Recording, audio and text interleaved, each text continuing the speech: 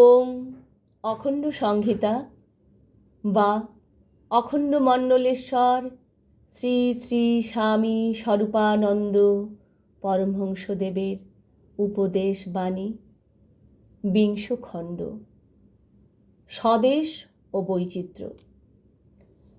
চট্টগ্রাম জেলান্তর্গত কানুনগো পাড়ানিবাসী জনৈক পত্র লেখকের পত্রের উত্তরে শ্রী শ্রী বাবামুনি লিখিলেন, দেশ আমার নিকটে কোনো সুদূরের বস্তু নহে।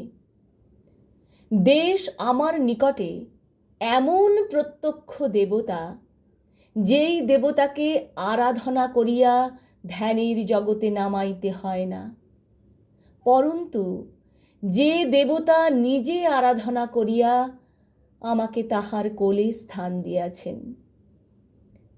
দেশের প্রত্যেকটা মানুষের মধ্যে আমি আমার সেই স্বদেশকে দেখিতে পাই।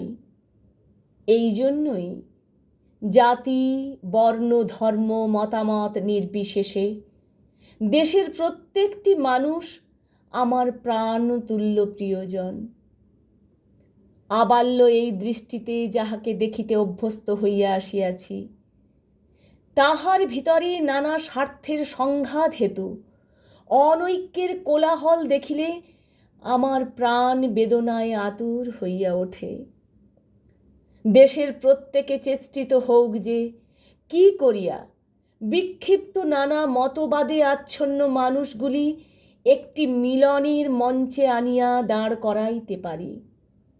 এসো আমরা চিন্তা করি, এসো আমরা ধ্যানে বসি যে কি করিয়া শত সহস্র বিভিন্ন মতবাদের উপাসক ও অনুসরণকারী দিগের জন্য একটি মিলনের সেতু রচনা করিয়া দেওয়া যায়।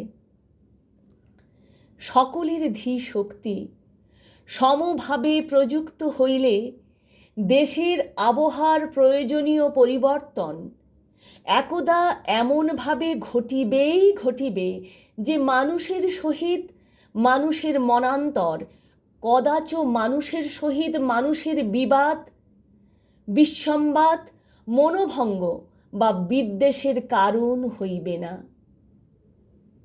বৈচিত্র্য বিধাতার সৃষ্টিরই এক মহিমা, আর ভারতে ও মানচিত্রে ধর্মের, সংস্কৃতির, ভাষার, মূল্যবোধের এবং রসগ্রাহিতার ব্যাপারে বৈচিত্র্য তো একান্তই অবশ্যম্ভাবী।